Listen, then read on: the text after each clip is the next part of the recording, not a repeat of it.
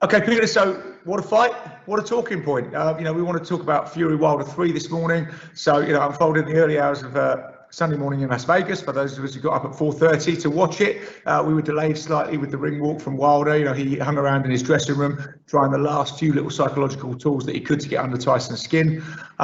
He had a noticeably lighter costume walking to the ring, and what we really wanted to see was, was Malik Scott's adjustments that Malik kept talking about. What was going to be in Wilder's toolbox this time. And Fury came in with a very theatrical 300 inspired ring walk. So when they came into the ring, we saw that at the weigh-in, Wilder had bulked up quite considerably. Fury came in 4 pounds heavier than the last fight, so it was his heaviest ever. When he came in the last time, 4 pounds under what he weighed in this time, we thought, wow, he's really bulked up. Has he trained? There weren't really those question marks this time, because obviously we'd seen him function so effectively at that weight. But Wilder had put on considerable bulk, had gone up to 17 stone. From about 15 and a half. So, we were wondering, well, is he going to blow out with that weight? Is this weight going to mean that, Tyson Fury can't push him around? And that's what he seemed to say. He always comes out with bizarre stuff, but at the weigh-in, he was saying, I can bench press 350 pounds now. So, even at 277, if he lays on me, I'll be able to lift him in the ring, which I think was Wilder's way of saying, I'm going to be able to throw this guy off, rather than him sort of rag me around like he did in the first fight. So the first opening round for Wilder was very good. He really got on the front foot. He threw a spearing jab to the body, scored repeatedly with it, followed it up with the right hand. And you'd started to think, right now, what he's going to do is he's going to try and set up the right hand, by jabbing to the body and throw the right hand over the top. That's what we were kind of expecting. Also a question mark in this fight was, how was Wilder going to stop Fury charging at him like he did last time in the first fight? And this was obviously the answer. He was waiting for a fast Fury start. And Fury didn't start fast. Fury kind of had a look at him, and Wilder started fast. So Wilder took the first round, I think, on all the judges' cards. So it was interesting to see what Fury was going to do next. The next round again was interesting. Fury just about edged it, got his jab working, and for me, the story of the fight in a way was Fury's jab. It was so effective, it was so good. It was as a rangefinder, as a weapon to set up Fury's own right hand. It was brilliant. And then we came into the third round, and Fury seemed to step it up again. Scored a big knockdown on Wilder, and at this point, I started to think, is Wilder going to unravel now completely? Because is it going to be a case of psychologically, without any fights in between the last Fury fight, and it was 20 months since he was in the ring with Fury for that one-sided beatdown, was this just going to be a case of he's built himself up with all these excuses? Was this all sort of based on sand, this psychological preparation, the confidence that he seemed to show, in the pre-fight talks? Was it all just going to go, oh my God, it's happening again, and everything crumble? So anyway, he survived the third round, came into the fourth round, and the other thing that he did seem to be able to do in this fight was box a bit going backwards, which he couldn't in the first fight, and that was why Fury so dominated and pushed him back, and then he just looked absolutely ragged. His feet still weren't brilliant, they never have been brilliant. Occasionally it looks like he's going to fall over his own feet, but he was able to fight going backwards. Malik Scott had definitely made those adjustments, and in the fourth round, he was going backwards against the ropes. Fury was charging him, caught him with one of those lovely right hands, and Fury went down. He looked clear-eyed, but it was still a heavy knockdown.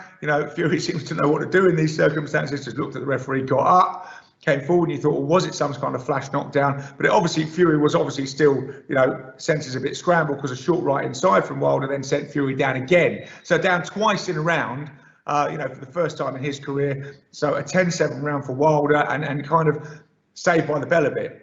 And then Fury came out in the fifth and kind of regained control, was a little bit more cautious, worked behind that beautiful jab of his, and so going into the sixth round, funnily enough, because of that 10-7 round in the fourth, they were even on the scorecards. But it did look, to be honest, as if Wilder was tiring more. We did say about this bulk, that if you're carrying that bulk, it's gonna drain, that extra muscle is going to drain his oxygen as the fight moves on, and so it sort of came to pass. And it kind of seemed to be for Wilder shit or bust in the first 5 rounds, and then after that, Fury started to pick him apart, wear him down, get him behind the jab, and you started to notice in all the exchanges, although Wilder was still in the fight and still could come up with the odd dangerous punch, you had to say Fury was better on the outside. He was a better outside fighter behind that beautiful, long, straight spearing jab and bringing in the right hand. You also had to say Fury was better on the inside. When they got close, he did manage to lean on Wilder. He did manage to pull him about. Not as much as the first fight, or not as emphatically as the first fight, but he was definitely stronger in there. He was definitely wearing Wilder down. And it kind of seemed to go, even though we're even on points coming to the sixth, be going one way. And, you know, Wilder was hanging on a bit in the seventh. In the ninth, the doctor had a look at Wilder to see if he was going to be fit to continue, waved him on fit to continue. The 10th, you know, Fury scored another knockdown, and Wilder was really just fighting on courage and heart. You know, there was nothing really left in the tank as far as I could see. And in a way, now he became a victim of his own conspiracy theories, because to my mind, there would have been no problem throwing in the towel in the ninth, or particularly the 10th. And the 11th, he was going out for the execution. And fair play, he wanted to go out on his shield, and he always said that. But obviously, after what happened with Mark Breland, you know, throwing the towel in the 7th fight, and the protest that Wilder made that he was just about to turn things around, and he'd given some validation to that idea, you know, by what he'd done in the 4th round, going backwards and hitting Fury with those shots, and, you know, the occasional little spark of that coming out in the fight. But there was absolutely nothing left, so it was just going out to be finished in the 11th round. And I think in a way, you know, Malik Scott would have been very justified in throwing the towel in, but after what happened, Wilder kind of had to go out that way. And to be fair to him, you know, he did go out like a warrior. He did go out on his shield, but, you know, maybe it was a bit of unnecessary punishment. When Fury delivered the right hand in the 11th round that finished it, he didn't wait for the count. He didn't go to the neutral corner. To, you know, he just ran off and just jumped up on the ropes. He knew it was over, and the referee took one look at Wilder, you know, it looked in a bit of a bad way, and waved it off. So, an amazing victory for Fury. You know, a very exciting fight, a great way to end the trilogy. You know, and so he kind of stands supreme, as he said in his own words after the fight. You know, I'm the preeminent heavyweight of my era, and nobody is disagreeing with that. So, you know, he's really stamped his authority on the division now. You know, and we're living in this sort of. Sorry, the other interesting thing I wanted to say is, it'll be interesting to see how Wilder copes with this, because psychologically, after the second fight, the first fight, you could say that he won, you know, and he was, you know, nearly finished off Fury in the last round. And he could make that argument that he won, even though it was a split draw.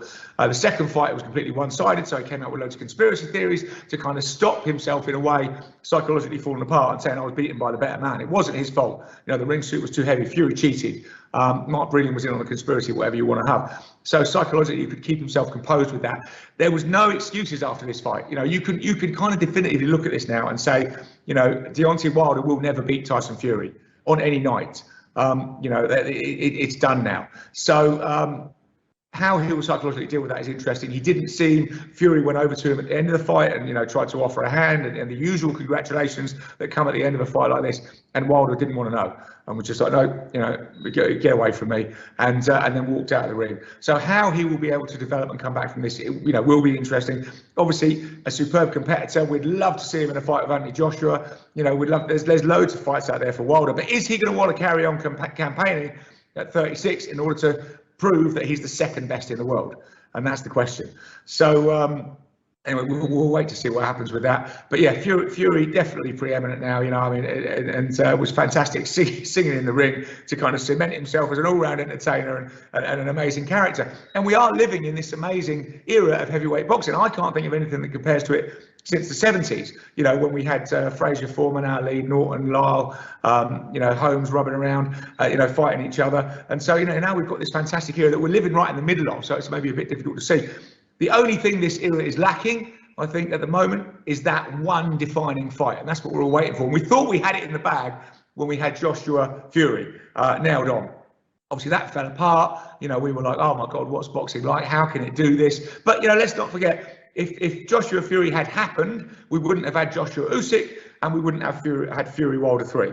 So, you know, we've had those fights now. They're tremendously excited, and we're still waiting for that one defining fight of this era. And it seems to be certain now that the one defining fight of this era, Fury will be in one corner. In the other corner, it may be Usyk. You know, if Joshua wins that rematch, which he's going to go into as the underdog, and that looks like it's going to take place in March now. If Joshua wins that rematch, then Joshua could be in the other corner. You know, we'll have to see how it all falls out now, because, you know, as we've seen recently, the heavyweight picture can change very quickly. But, you know, that's what we're after. We're after, to coin a phrase from Joshua, the road to undisputed. But at the moment, Fury is the absolute preeminent one. So what's next for Fury? Well, we've got to remember that he holds the WBC belt. This was his first defense of the WBC belt. And for the last 150 years, I think Dylan White has been the #1 contender for the WBC belt. So, Dylan has got to get his shot. He's fighting Otto Wallin later in the month.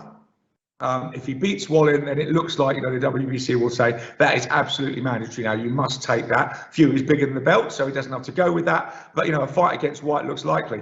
If White were to lose to Wallin, he has the perennial, which is now, the standard rematch clause in there, so he'd have to fight Wallin again. So that would tie him up. Outside of that, like I say, it looks very much like Joshua has been approached apparently by Team Fury and offered step-aside money so that they can box Usyk next and unify those titles. But Joshua said no way. He's definitely exercising that clause, which, as I said, he would have to go into as the underdog, and it looks like that will take place in March at a venue to be confirmed. But the winner of that fights Fury, that'd be great. The winner, whether it's Joshua or Usyk. So, hopefully we will get this undisputed fight, coming up maybe at the end of next year. Who knows? So, very exciting for the heavyweight picture. A wonderful performance from Fury. All round entertaining, great for boxing. I hope Wilder comes back, because I think there's fantastic fights for him still to be involved in. Like I say, the Joshua Wilder fight is still one that everyone would watch. Even if Usyk were to lose and then fight Wilder, who knows? But whether he'll want to carry on campaigning after that loss, we shall see. But a wonderful night for boxing, and particularly British boxing, I've got to say. So, the Fury Roadshow rolls on, and let's see what's next.